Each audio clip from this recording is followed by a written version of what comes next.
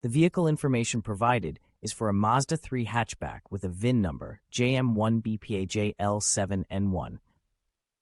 The car is located at the Austin North Branch in Texas and is listed for sale with a weight title. It has a primary damage on the right side due to a collision but is still able to run and drive. The odometer reads 11,444 miles and the airbags are intact. The vehicle is equipped with a 2.5-liter i4 engine producing 186 horsepower, automatic transmission, and front-wheel drive.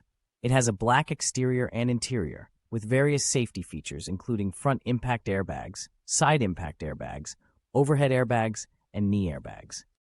The car is not yet ready for sale, and the auction details have not been assigned. The estimated repair cost and actual cash value are not provided. Interested buyers can view the vehicle in person during the auction preview window, but restrictions may apply, so it is recommended to contact the selling branch for more information. Overall, the Mazda 3 2.5S hatchback is a well-equipped vehicle with some damage to the right side. It is being sold with a weight title, and potential buyers can arrange a preview before the sale.